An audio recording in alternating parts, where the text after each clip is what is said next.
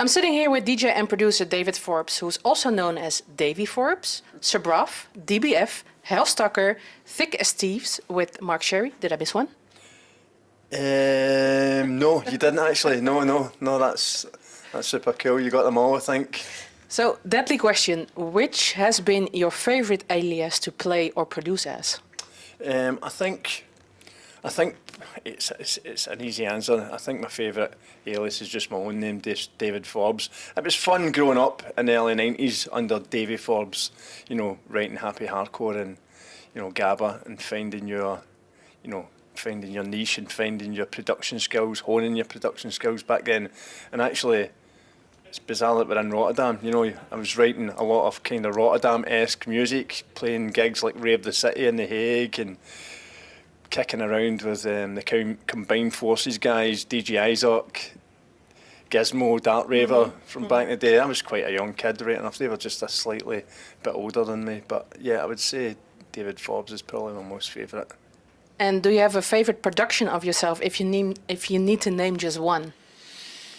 I think I would probably go back to early 2000s and say Answers was probably one of my favourites. So as you know, yeah, even Questions done really well, but Answers, I think, just kept that underground appeal. You know, guys like Tiesto and Van Dyke and stuff like that were smashing it out in the early 2000s. So I would say Answers is still close to my heart. They're all close to my heart. Yeah. Every track that I play, that I write and produce, you know, yeah. And you've done quite a few collaborations with other producers. Is there anyone that you would love to collaborate with, even if it doesn't have to be in the trance scene? Wow. Nick Littlemore from Empire of the Sun. Wow. Yeah. Wow, nice one. Yeah, I'd love to. I'd just done a remix for one of the tracks on his label, Labs 78. The label's called, just actually being an email chain with Nick Littlemore it was incredible. Again, just because it's out with the realms of dance music as such, but still very much electronic music, you know, but just seeing his name in an email chain gave me goosebumps, and it still does even thinking about it. And would you do that as David Forbes or one of the other? I've actually done that as a Hellstucker remix, so it was. It was a track from an artist called Vlossom. It was called Open Your Mind, and the guys are from Sydney, I'm sure, in Australia. But yeah, it was such a cool track. The vocal was amazing. And again, yeah, it'd be cool to do something with Nick Littlemore from Empire of the Sun. That was super cool. I saw your interview with Ruben de Ron at A State of Trance, and I know you talked about this already.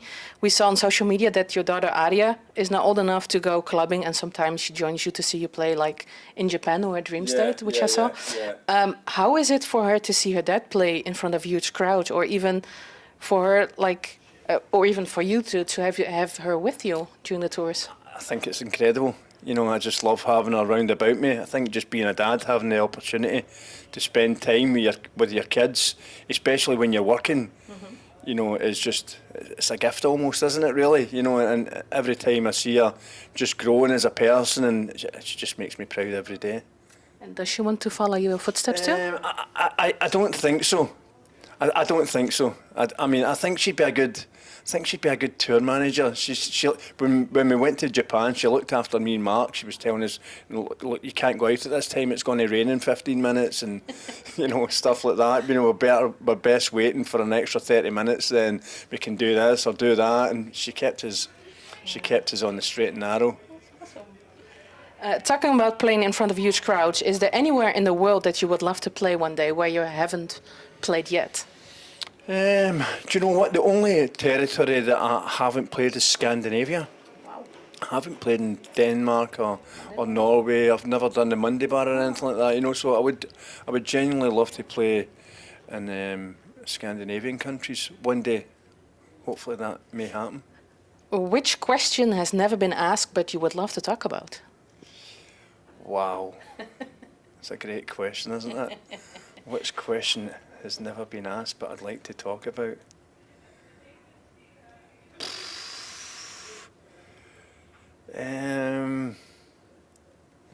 Probably more about my family. you know, talking about more about my family and upbringing. You know. Do you have more kids besides your daughter? No, I only have the one. I have a nephew, who is my younger brother's son. You know, he's only 4, but he's young Andrew. He's crazy. He's so crazy. You know, he lives in the countryside, and so he's only 4 years old, and he's flying about in quad bikes and electric motorbikes and climbing, and you know, he's not a fan of McDonald's, and he's not really a fan of an iPad and stuff like that. So he's just constantly, he's just constantly outdoors, and he's shown me how to operate the quad bike and stuff like that, and turn the choke and put petrol and fuel, whatever it's called. He's an incredible kid. So he is. Wow. Yeah. It just shows you what living in the countryside is so much different from city life where Arya's been brought up. You know, but yeah, and when he comes up to the city, down where he lives, he's very loud and he's boisterous, but when he comes up to the city, he's really quiet, and you know, he's just aware of his surroundings a lot more, and everything's obviously you know, double the size, quadruple the size, you know. So yeah, I suppose speaking more about my family would be pretty cool. Yeah. We have some questions from our viewers. Which moment in your career still feels unreal? I think getting the opportunity to play EDC last year was a special moment. In Vegas? Yeah, it was in Vegas. That was a bit of a special moment. I think as you get older, I think for me, every gig I do is a special moment.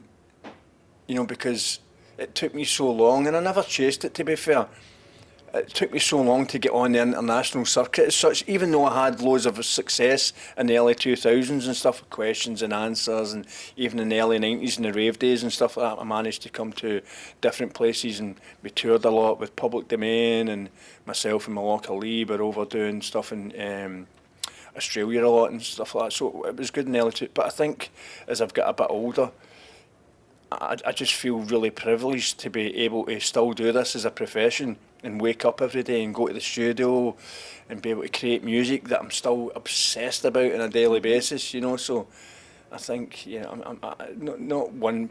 I mean, EDC does stand out because it's, you know, it's huge, you know, and it's a visual, it's spectacular. Yeah. So as you know, and it's just but I think just getting the opportunity to play gigs around the world, for me is just that's the most important thing. I think that's the best gig, is to be able to do it every day, isn't it?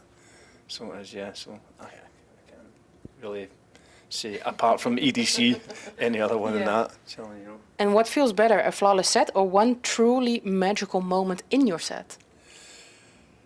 I think a truly magical moment, because sometimes they're very hard to come by. So when they do arrive, or when you do experience those moments, you need to cherish them. Whereas flawless sets, you can have flawless sets. You know, a flawless set for me is just no making a mistake. You know, whether it be a cue point or pressing the wrong start or stop button. You know, which I don't think I've done. I can't remember. And if I have done it, I forgot about it quickly.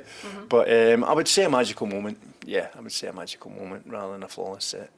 And the last question, if you couldn't make music, what would you be doing in life? Wow. I'd have loved to have been a professional footballer. Thought so. Yeah.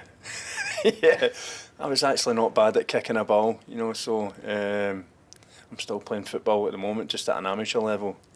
But this will definitely be my last season. Awesome. And I think a professional footballer. Thank you for your time. Thank you for having me. I appreciate it. Thanks very much. And good luck with the set. Thank you. Thank you. Thanks, guys.